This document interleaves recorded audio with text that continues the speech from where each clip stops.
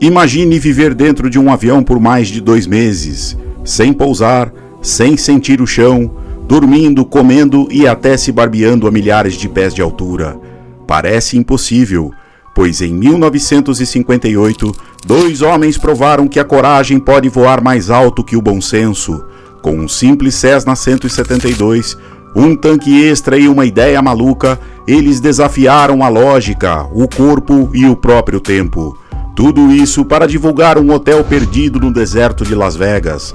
Durante 64 dias e 22 horas, eles enfrentaram tempestades, falhas mecânicas, noites sem sono e o peso da solidão.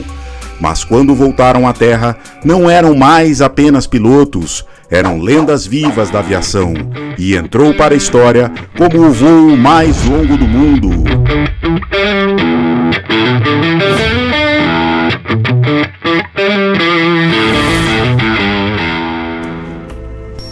Las Vegas, Nevada, 1956. A cidade do pecado crescia cercada de luzes, jogos e promessas. Foi ali que o empresário e colunista Warren Bailey resolveu apostar alto em uma ideia ousada: criar o primeiro hotel e cassino voltado para famílias na capital mundial da jogatina. O projeto ganhou o nome de Hacienda, o mesmo de uma rede de motéis que Bailey já possuía na Califórnia.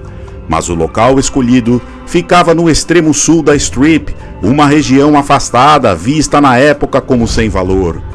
Enquanto o centro fervilhava, o Hacienda ficava isolado, onde apenas os moradores locais e os jogadores mais modestos apareciam. A fama ruim por conta da localização logo chegou, mas Bailey era o tipo de homem que transformava desafios em vitórias. Ele criou promoções de todos os tipos, pacotes gratuitos, voos promocionais, prêmios, mas mesmo assim, o público não chegava como ele sonhava. Até que um dia, o destino lhe apresentou uma ideia que mudaria tudo. Um de seus mecânicos de caça-níqueis, Robert Team, ex-piloto de bombardeiro da Segunda Guerra Mundial, o procurou com uma proposta ousada: quebrar o recorde mundial de voo contínuo. Bailey adorou o plano, afinal, seria uma forma de colocar o nome do Hacienda nas manchetes e, ao mesmo tempo, participar de algo histórico. O avião escolhido foi um Cessna 172 e, nas laterais, em letras grandes, o nome do hotel brilhava sob o sol do deserto. Tim seria o piloto principal e o mecânico Irv Coenzi, seu braço direito na preparação da aeronave. Eles passaram meses modificando o Cessna, instalaram um tanque auxiliar de 95 galões, um sistema de guincho elétrico para reabastecimento em voo, adaptaram o circuito de óleo para permitir troca sem desligar o motor e criaram um sistema de injeção de álcool que reduzia o acúmulo de carbono. O interior foi reduzido ao essencial: o assento do piloto, uma almofada de espuma para descanso e uma pequena pia de aço inox para a higiene durante o voo. No lugar da porta original, colocaram uma porta sanfonada retrátil e uma plataforma externa, o local de onde fariam o perigoso reabastecimento. O motor novo em folha veio da Continental Motors em troca de publicidade. Em 4 de dezembro de 1958, após várias tentativas frustradas, o Cessna 172 Hacienda, registro 72 Bravo, finalmente decolou do aeroporto McCarran, observado por fiscais da Federação Aeronáutica Internacional. Logo após a decolagem, o avião passou em baixa altitude sobre a pista, enquanto um carro patrulha pintava faixas brancas nos pneus, uma maneira de provar que eles não pousariam até o fim. 12 horas depois, era a hora do primeiro reabastecimento. O avião voava apenas 65 milhas por hora, quase no limite da sustentação, enquanto um caminhão-tanque modificado o acompanhava por uma estrada deserta. Um dos pilotos abaixava o gancho preso ao guincho.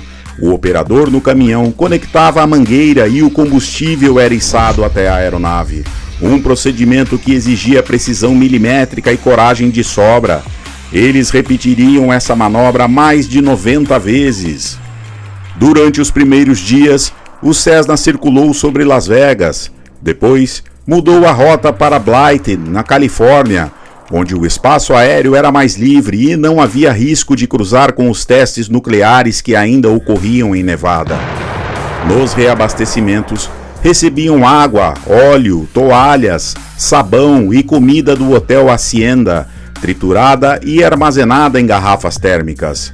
O banheiro era improvisado e os resíduos simplesmente descartados sobre o deserto. Quando chegou o Natal, Tim preparou uma surpresa para os filhos. Ele colocou doces em meias com pequenos paraquedas e, ao sobrevoar sua casa, lançou-as para seus meninos que acenavam lá de baixo. Mas o tempo e o isolamento começaram a pesar. A fadiga e a monotonia eram constantes companheiras. Certa noite, após mais de um mês no ar, Tim adormeceu nos controles e, quando acordou, estava sobrevoando o Arizona. O piloto automático, um modelo simples Mitchell, salvou o voo. Poucos dias depois, ele também quebrou. Sem piloto automático, os dois passaram a se revezar manualmente dia e noite. Tim havia modificado as tubulações de óleo do avião para que o filtro de óleo do motor pudesse ser trocado sem desligá-lo. Infelizmente, o gerador quebrou no 39º dia. Então eles tiveram que usar uma bomba manual para transportar combustível para as asas durante o restante do voo. Logo, outros problemas surgiram. Os medidores de combustível pararam, o tacômetro morreu e o motor começou a engasgar com resíduos de carbono. Finalmente, em 23 de janeiro de 1959, às 15 horas e 52 minutos, o Hacienda 72 Bravo quebrou o recorde mundial de voo contínuo. Mesmo assim, continuaram por mais 14 dias, apenas para provar que podiam ir além. No dia 7 de fevereiro de 1959, após 64 dias, 22 horas e 19 minutos nos céus do deserto de Mojave, eles pousaram. Tim e Cook, completamente exaustos, precisaram de ajuda para deixar o avião. Foram recebidos como heróis, sob aplausos de familiares, jornalistas e curiosos.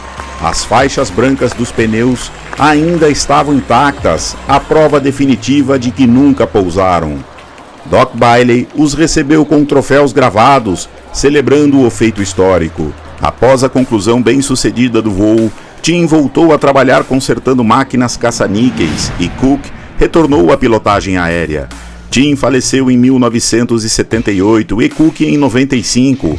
O avião deles havia sido vendido para um sujeito no Canadá pouco depois de Tim e Cook estabelecerem o recorde, mas desde então voltou para Las Vegas, onde ocupa um lugar de honra nas vigas do Aeroporto Internacional McKeehan. E hoje, se você já passou pelo Aeroporto Internacional de Las Vegas, certamente viu aquele Cessna 172 com o nome Las Vegas Hacienda pendurado no teto. Agora, você sabe por que ele está lá. O recorde permanece até hoje.